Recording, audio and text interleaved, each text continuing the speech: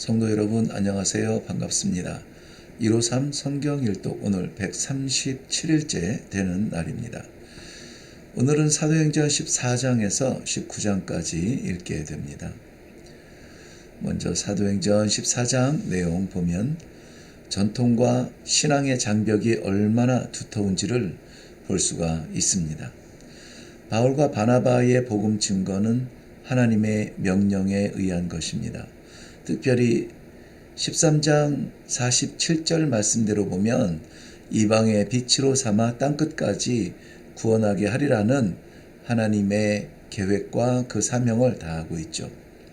이방인은 듣고 기뻐하지만 유대인 가운데는 불쾌하게 여기고 오히려 전도자들을 돌로 치려고 합니다.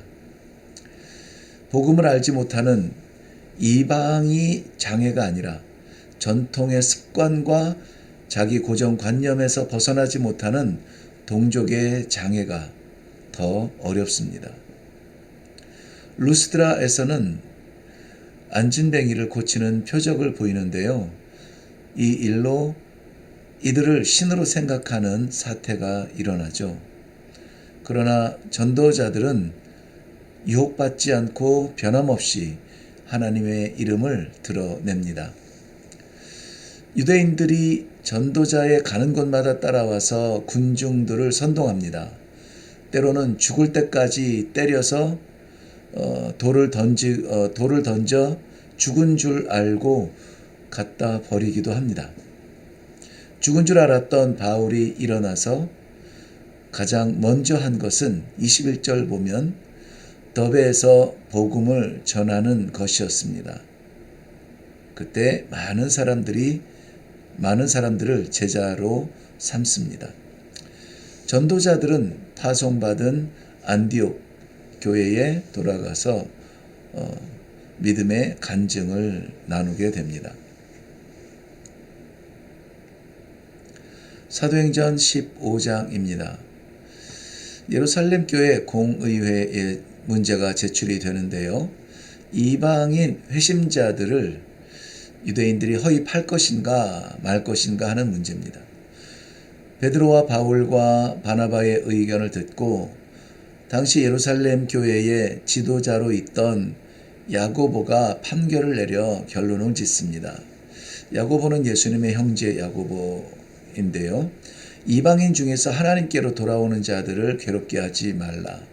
다만 우상의 더러운 것과 음행과 목매어 죽인 것과 피를 멀리할 것이라고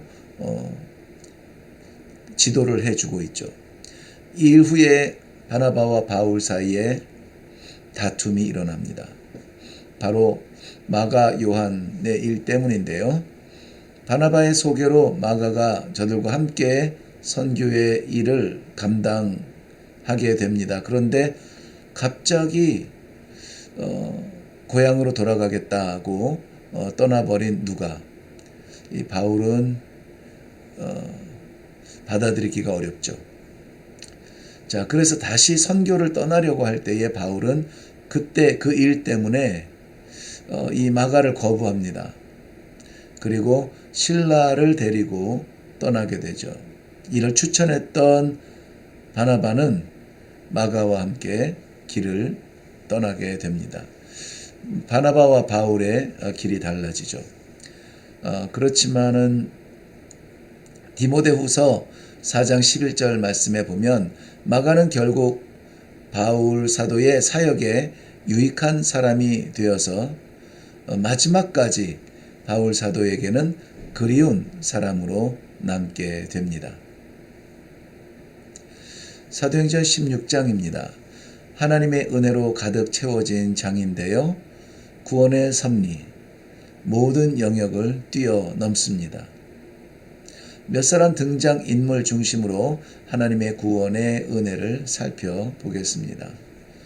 먼저 디모데는 바울 사도에 의해서 그리스도 앞으로 나오고 헌신적 삶으로 바울 사도의 사역의 동역자요 영적인 아들로 우리가 기억하고 있습니다. 그리고 루디아가 나옵니다. 그리스도를 알게 된 후에 자신의 집을 공개하여 복음의 사역에 중요한 본거지가 됐는데요. 루디아, 자조장사 루디아의 이야기를 눈여겨볼 필요가 있습니다. 그리고 무명의 귀신 들린 사람이 나옵니다. 영매를 통해서 점을 치는 사람이었는데요. 그런 사람마저 고치고 구원의 딸로 삼으십니다.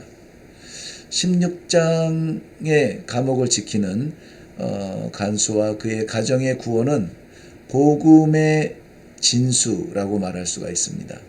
주 예수를 믿으라. 그리하면 너와 네 집이 구원을 받으리라. 네, 이 유명한 요절이 나오는 그러한 본문이기도 합니다. 사도행전 17장입니다. 바울은 전도자로서 하나님의 인도하심을 받습니다. 때로는 수일을 머물기도 하고 때로는 수년을 머물기도 합니다. 자의로 하지 못하고 성령께서 이끄시는 대로 전도의 사역을 감당하는 거죠.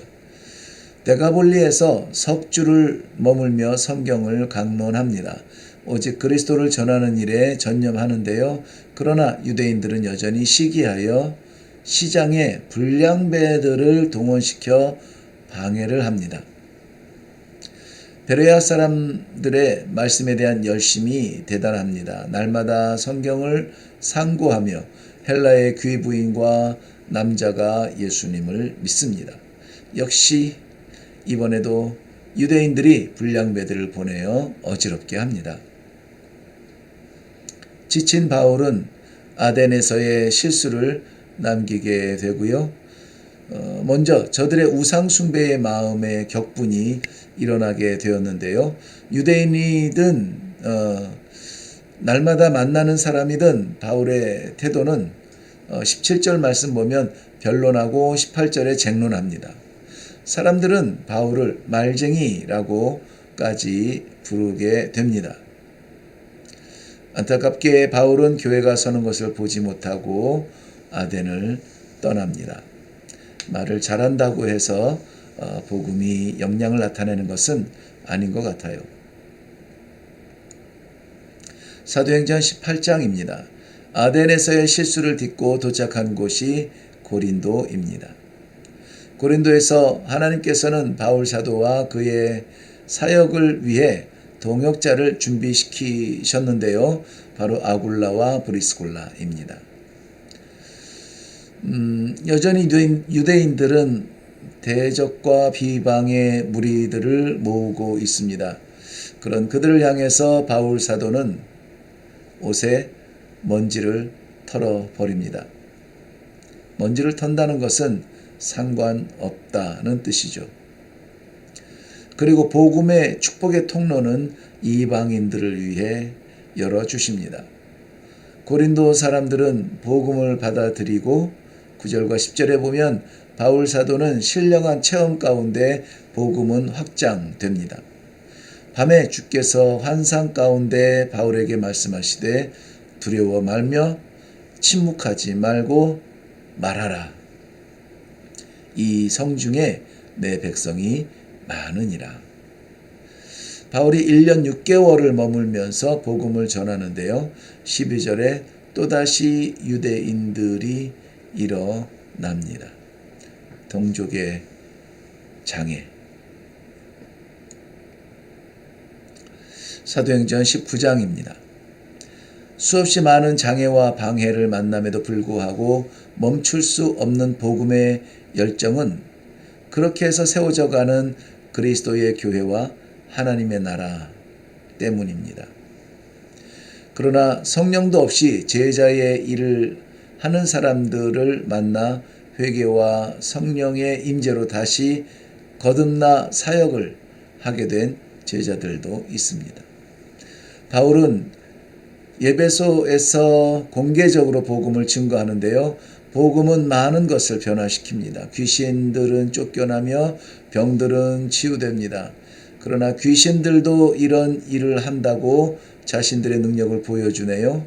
그러니 이런 기적의 현장들이 아니라 진정한 복음은 영원한 영원히 높임을 받으실 그리스도 예수를 만나는 것입니다. 그리스도 앞에 자복하는 사람들의 모습은 변합니다.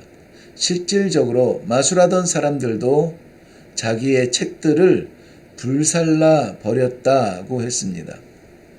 더 많은 내용들이 전개되지만 여기에서 더 나가기가 어렵습니다. 왜냐하면 우리 앞에 던져진 바로 이 질문 때문인데요. 당신은 그리스도를 위하여 버린 당신의 소중한 것이 있습니까? 이런 질문입니다. 마술하던 사람들이 그 소중했던 자기의 책들을 다 불태워 버렸다니, 우리도 무엇인가 예수님을 만나고 나서 소중하게 여겼던 것들을 불태워 버리고 예수님을 바라보는 신앙의 변화. 일회교회는 부단히 그것을 시도하고 있습니다. 그 신앙의 진정한 변화를 위해서 오늘도 153 성경 일독을 진행합니다. 함께하는 여러분을 주님의 이름으로 축복합니다.